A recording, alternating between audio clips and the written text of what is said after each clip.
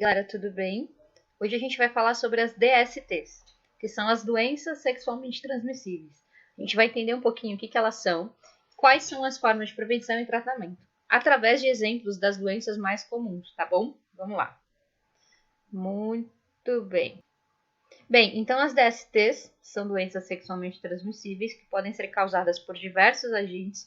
Seu meio de prevenção é a camisinha, né? O preservativo é o melhor meio de prevenção, se não o único, né, nesse caso. E os sintomas, eles são muito diversos. Eles podem ser relacionados a corrimentos, feridas, verrugas, bolhas, ardência, até a morte. Então, existem níveis dessas doenças e as formas de transmissão não são estritamente relacionadas à relação sexual. Muitas delas podem ser transmitidas com compartilhamento de agulhas, pela amamentação durante o parto, ou no uso, por exemplo, de drogas e na realização até de tatuagens, tá? Vamos entender um pouquinho melhor através dos exemplos delas. Então, a AIDS. A AIDS é uma das mais famosas, ela é transmitida não somente pelo contato sexual, mas, como eu disse, pela transfusão de sangue, compartilhamento de agulhas, ou até mesmo por sessões de acupuntura e tatuagem, tá? Existem situações em que ela pode ser transmitida de mãe para filho. Aqui tem um quadro mostrando como se pega e como não pega. Como eu disse, existem várias maneiras, mas beijar na boca, ou transmissão pelo ar, ou usar o mesmo banheiro, ou, por exemplo, picadas de insetos, abraços e uso de talheres, não está relacionado à transmissão dessa doença. É um erro muito comum, tá? Então é bacana vocês se forçarem sempre isso. Eles estão relacionados à ausência de sintoma. Esse vírus ele pode demorar até um mês para aparecer qualquer sintoma na pessoa infectada, e eles chamam de fase assintomática. Assintomática é aquele indivíduo que não apresenta sintomas, tá bom? Entre os sintomas que começam a aparecer, eles são muito relacionados a gripes mais fortes, né? E também relacionados a manchas no corpo. Essas manchas no corpo a gente chama de sarcoma de Kaposi, que é o sintoma mais característico da AIDS. Ela está relacionada a afetar o sistema de defesa do organismo, as células de defesa chamadas de linfócito. Quando esse linfócito está muito baixo, os sintomas aumentam, podem aparecer inclusive inflamação, diarreias e as doenças oportunistas. Normalmente, quem tem HIV acaba tendo problemas sérios com as doenças oportunistas e não relacionadas ao HIV. Esse é o sarcoma de Kaposi que a gente está falando, que são essas bolhas, essas feridas espalhadas pelo corpo. Duas doenças muito associadas como doenças oportunistas comuns são a herpes e a candidíase, que não são doenças extremamente graves, mas que aparecem muito em quem tem o HIV, tá bom? Além disso, a gente tem a possibilidade de fazer o diagnóstico através de testes. A prevenção é sim o uso da camisinha, principalmente, mas também não compartilhar objetos que são cortantes, não receber doações de sangue que não sejam testados, ou órgãos, por exemplo, que não têm procedência, ou testagem no hospital, tá? O tratamento é feito com coquetéis que impedem que o vírus se reproduza, não há cura e nem vacina. Então, o indivíduo com HIV tem uma vida relativamente normal, mas não tem cura para ela, beleza?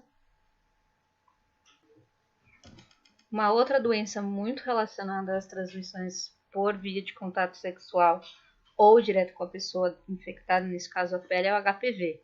O HPV ele tem mais de 20 subtipos, 30 subtipos, e é muito comum, tá? Os sintomas dele também tem uma fase que é assintomática, tem muita gente que nem tem sintoma, tá? Mas como sintoma característico a gente encontra as verrugas ou formas bem pequenininhas de manchas na região genital, como por exemplo aqui no útero. A gente tem uma foto comparando um útero normal com um útero inflamado e a gente consegue perceber bem a diferença dessas manchas e dessa inflamação que aparece, tá? Bem, o diagnóstico é feito por exames, tanto em homens quanto em mulheres, tá? A prevenção sempre vai ser o uso de preservativo e a vacina. O tratamento normalmente tem por objetivo eliminar as verrugas e, em casos mais extremos, existem procedimentos cirúrgicos necessários, tá bom? A sífilis é uma doença muito séria, ela mata muito e é transmitida por contato sexual. É causada por uma bactéria. Os sintomas, eles são vários e eles têm fases. A sífilis começa costuma apresentar 3 fases principais de progressão dos seus sintomas. A prevenção sempre é o uso da camisinha e o tratamento é feito por antibiótico. O problema é que o não tratamento pode causar complicações que levam à morte, inclusive afetando o cérebro e coração. Então é preciso fazer o tratamento completo, tá? Aqui tem algumas lesões características da sífilis, que são essas manchas e normalmente aparecem nas palmas, né, de pé e mão. E é a única coisa que pode identificar ela, uma doença relativamente silenciosa nos seus primeiros momentos, tá? Outra doença muito comum é a herpes genital, muito associada à herpes labial também, né? A transmissão é por via de contato sexual. Aqui, os sintomas demoram de 2 a 3 semanas para aparecer. Os mais comuns são as bolhas, que vão arder e vão coçar bastante, tá?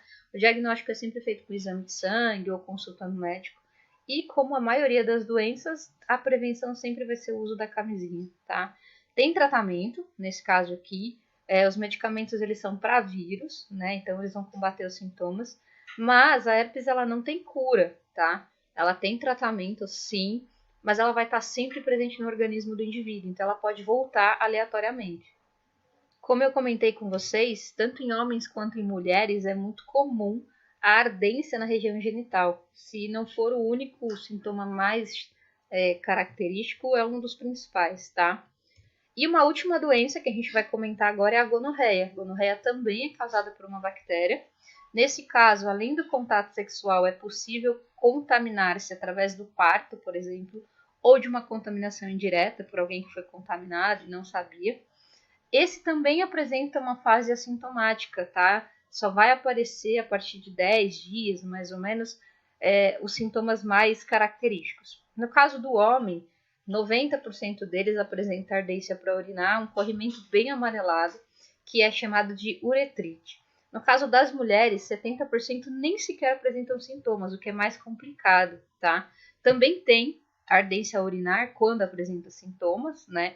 Incontinência e também apresenta esse corrimento amarelado, né? Se afetar o útero, no caso feminino, pode levar à infertilidade e impossibilidade, então, nesse caso, de ter filhos.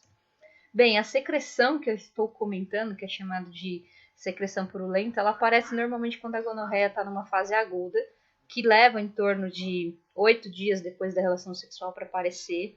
Pode aparecer tanto em homens quanto em mulheres, tá? E se não tratar, causa infertilidade tanto em homem quanto em mulher.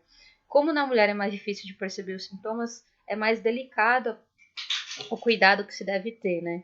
Lembrando que, independente da doença que eu citei aqui, a camisinha sempre é a melhor prevenção, tá? E o tratamento e o diagnóstico, no caso da gonorreia, é feito normalmente por consulta com o médico, né? Observação de sintomas. A prevenção, como eu disse, é camisinha sempre e higiene pessoal também. E o tratamento é feito com antibióticos, tá? E aí eles acabam sendo o único meio de tratar essa doença. Bem, a gente falou um pouquinho sobre as doenças sexualmente transmissíveis.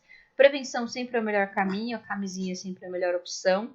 E eu queria que vocês pensassem nessas 2 perguntas para a gente poder discutir na próxima aula, tá bom? Até lá!